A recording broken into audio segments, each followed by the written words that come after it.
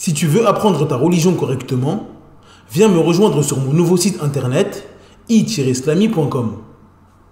Croyances, langue arabe, jurisprudence, tajwid, tafsir, sciences du hadith, comportement et exhortation. Tout cela dans une seule et même formation.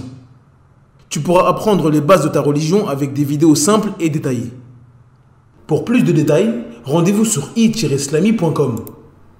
Bonne vidéo. Assalamu alaikum wa rahmatullahi wa barakatuh. Dans cette nouvelle vidéo, nous allons définir ensemble le mot allaitement. Ar-rada'a. Nous diviserons cette vidéo en trois parties. La première partie sera consacrée à la définition du mot rada'a dans la langue arabe. Dans la deuxième partie, nous verrons ce qui est voulu par l'allaitement dans le jargon islamique. Dans la troisième et dernière partie, nous verrons ce qu'il faut absolument savoir à propos de l'allaitement. Nous y verrons entre autres son jugement religieux, les conséquences religieuses pour le bébé et la femme qui allaitent, les conditions de validité de l'allaitement, et pour finir, nous tenterons de répondre à une question qui revient souvent concernant l'allaitement. Il s'agit du remboursement ou non des jours du mois de Ramadan pour la femme qui allaite et celle qui est enceinte. Nous tenterons de répondre à cela à travers les textes et les paroles des savants. Sans perdre plus de temps, on passe à l'explication. Bismillah walhamdulillah wa salatu wa salamu ala rasulillah wa ala alihi wa ashabihi wa man wala. Amma ba'd. La définition du mot rada'a dans la langue arabe. L'origine du mot rada'a vient des trois lettres ra, dad, ayn, qui forment le verbe rada'a, qui signifie boire du lait provenant du sein ou du pis. Quant au mot rada'a, il signifie un allaitement. La définition dans le jargon islamique. Dans le jargon islamique, l'allaitement consiste à consommer le lait d'une femme au cours des 2 premières années de sa vie. Ce qu'il faut savoir à propos de l'allaitement. Son jugement et sa période.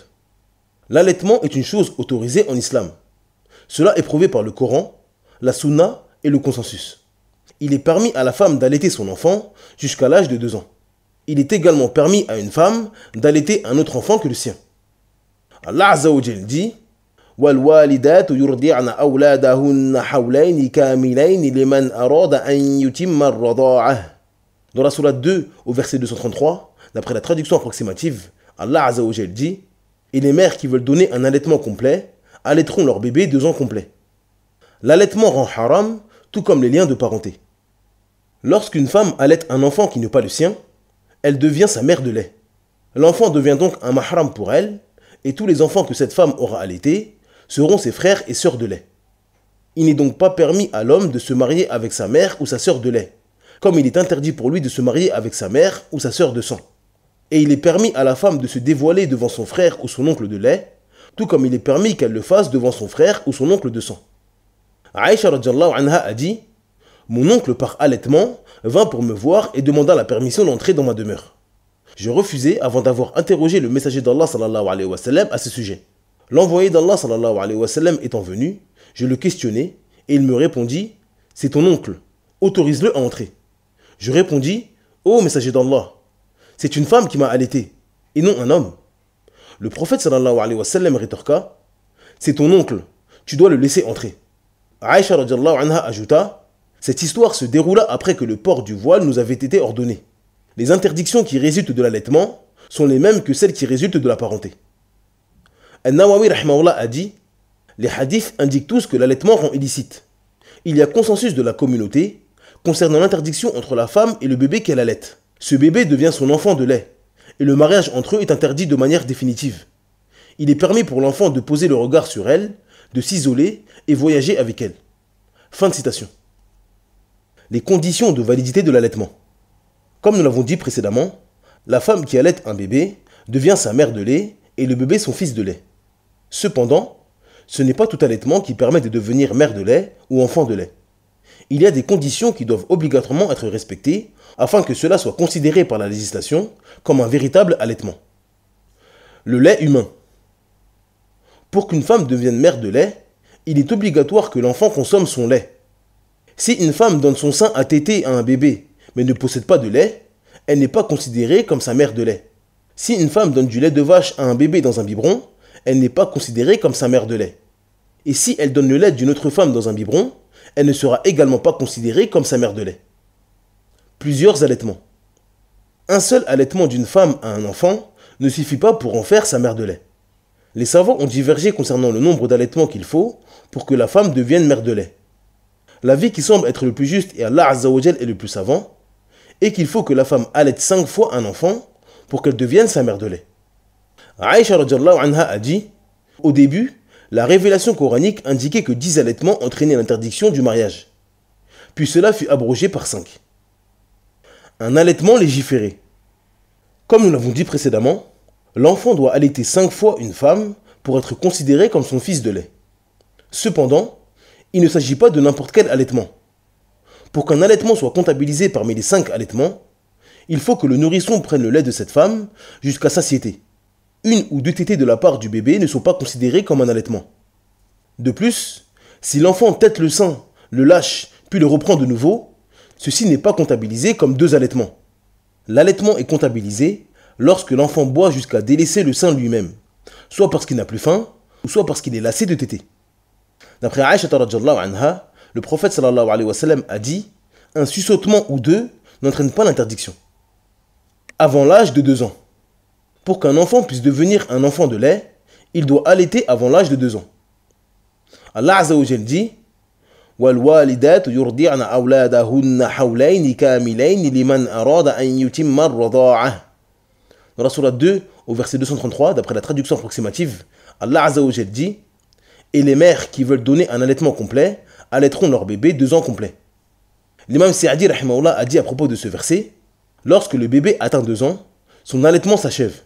Après cette période, le lait devient une nourriture comme les autres nourritures. L'allaitement ne sera donc plus une cause d'interdiction pour le mariage après cette période. Fin de citation. Cheikh al-Islam ibn Taymiyyah rahimahullah a dit: si l'enfant allaite une femme 5 fois durant ses 2 premières années, cette dernière devient sa mère de lait. L'homme qui a été la cause de l'arrivée du lait dans la poitrine de la femme, son père de lait, et il est un enfant de lait pour les deux. À cet instant, il devient un frère de lait pour tous les enfants de cette femme et de cet homme, qu'ils soient nés avant ou après son allaitement. Et cela par consensus des savants. Fin de citation. Comment prouver l'allaitement? Il y a 2 manières légiférées pour affirmer l'allaitement d'une personne. L'information. C'est lorsque la femme qui a allaité l'enfant informe qu'elle a allaité tel et tel enfant. Le témoignage.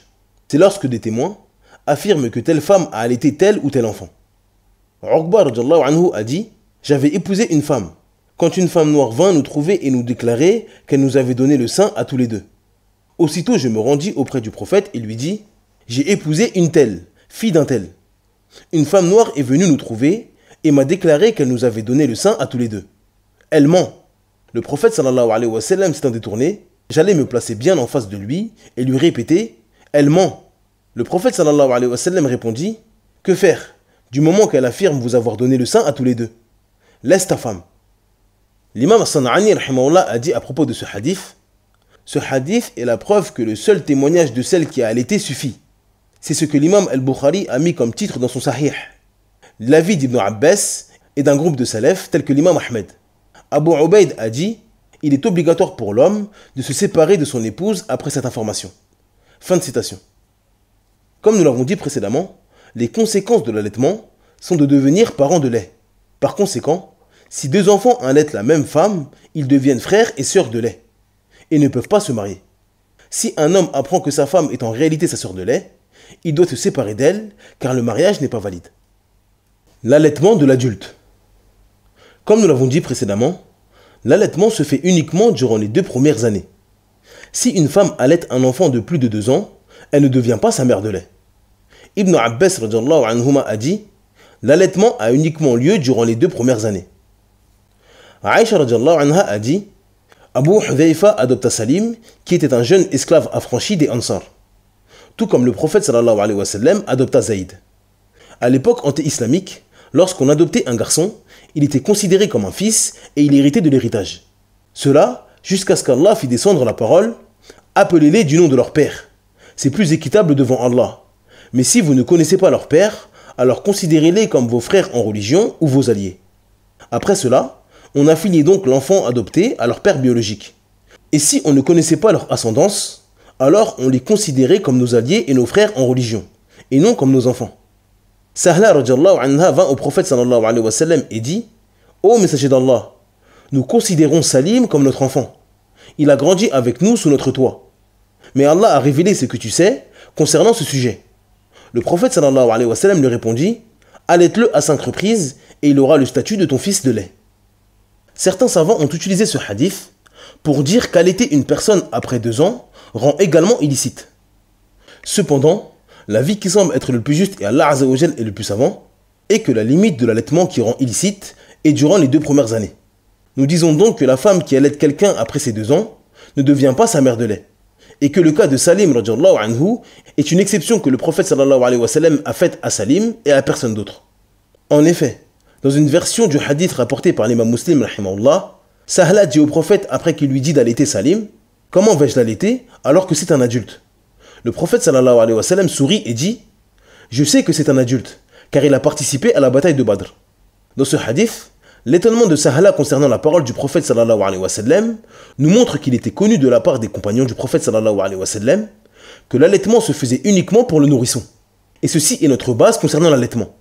De plus, la compréhension et l'acte des compagnons nous montrent que l'allaitement de l'adulte fut spécifique à Salim, car aucun compagnon après la mort du prophète sallallahu alayhi wa sallam ne fit la fatwa d'allaiter des adultes pour qu'ils deviennent le fils de lait d'un tel ou d'un tel.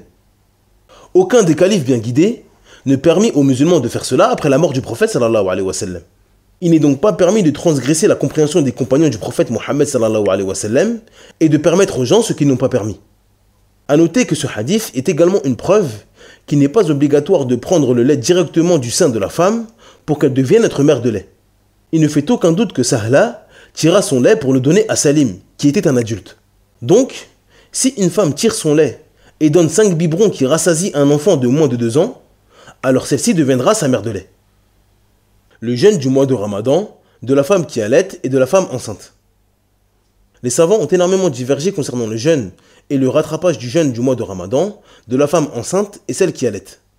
En ce qui concerne le jeûne et son rattrapage, la femme enceinte et celle qui allaite ne sortent pas de 3 situations. La femme qui craint pour sa santé. C'est lorsque la femme enceinte ou celle qui allaite craint que sa santé se dégrade si elle jeûne. La cause pour laquelle elle ne jeûne pas est uniquement la crainte pour sa santé à elle et non celle du bébé. La femme enceinte craint que le jeûne plus la grossesse l'affaiblisse trop. Quant à celle qui allaite, elle craint que le jeûne en plus de l'allaitement l'affaiblisse trop et soit dangereux pour sa santé. Dans cette situation bien précise, il est permis à la femme enceinte et celle qui allaite de ne pas jeûner. Elles devront rattraper les jours de jeûne qu'elles ont manqués. Le fait qu'elle craint pour sa santé lui permet de ne pas jeûner et de rattraper ses jours de jeûne, car elle prend le jugement de la personne malade qui ne peut pas jeûner et doit rattraper.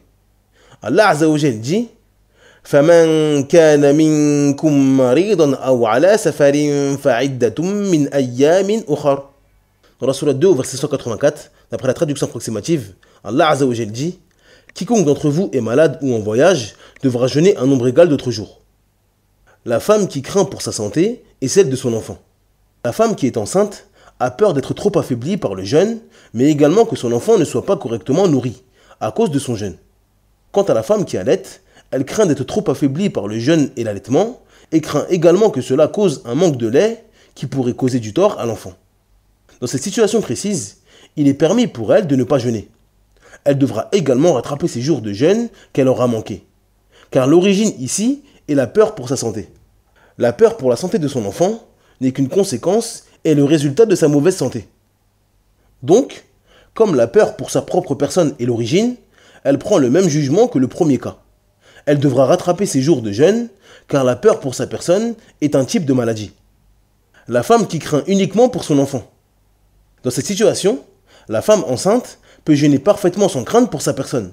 Cependant, elle craint que son enfant se développe mal à cause du manque de nourriture. Quant à la femme qui allaite, le jeûne est tout à fait possible pour elle. L'allaitement ne l'affaiblit pas et jeûner n'est pas un problème pour elle. Cependant, elle craint que son lait diminue à cause du jeûne et que cela cause du tort à son enfant.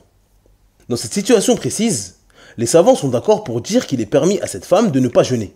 Cependant, ils ont énormément divergé concernant le remboursement. Les Hanafiya voient qu'elle doit rattraper ses jours de jeûne uniquement, car c'est l'origine pour celui qui ne jeûne pas à cause d'une excuse valable. Les Malikites voient que la femme enceinte rattrape ses jours uniquement, et que la femme qui allaite rattrape ses jours et nourrit un pauvre pour chaque jour manqué. Quant aux Shafi'ites et aux Hanbalites, ils voient que la femme enceinte et celle qui allaite rattrapent leurs jours et nourrissent un pauvre pour chaque jour. Ils ne font donc aucune différence entre celle qui allait et celle qui est enceinte. A noter qu'il est également rapporté d'après certains compagnons du prophète sallallahu alayhi wa sallam que la femme doit uniquement nourrir un pauvre pour chaque jour non jeûné et n'a pas à rattraper ses jours de jeûne. L'avis qui semble être le plus juste et Allah Azza wa Jal est le plus savant est que dans cette situation, la femme doit rattraper ses jours de jeûne manqués, ainsi que nourrir un pauvre pour chaque jour manqué. Elle doit rattraper ses jours de jeûne, car cela est l'origine pour celui qui ne jeûne pas en ayant une excuse religieuse valable. Tous les textes du Coran et de la Sunna nous montrent que celui qui a une excuse valable pour ne pas jeûner doit jeûner les jours qu'il a manqués à une date ultérieure. Cette femme doit également nourrir un pauvre pour chaque jour manqué, car beaucoup de fatwas de compagnons du prophète sallallahu alayhi wa sallam vont en ce sens. Ibn Abbas radiyallahu anhuma a dit concernant la femme qui a arrêté de jeûner: celui qui est mort avec des jours de Ramadan à rattraper ou celui qui a fait le vœu de jeûner un mois, il doit nourrir un pauvre pour chaque jour manqué et le tuteur du défunt jeûne pour rembourser son vœu. Cette vidéo est maintenant terminée. Merci de l'avoir visionnée jusqu'à la fin. Pour télécharger gratuitement le PDF de cette explication, je vous invite à vous rendre sur le site i-islami.com. N'oubliez pas de vous abonner à la chaîne et d'activer la cloche de notification. Cela permettra de toucher un plus grand nombre de personnes, Inch'Allah Azza wa Jal. En attendant, je vous dis Assalamu alaikum wa rahmatullahi wa barakatuh. Subhanaka Allahumma bihamdik, ashhadu an la ilaha illa ant, astaghfiruka wa atubu ilayk.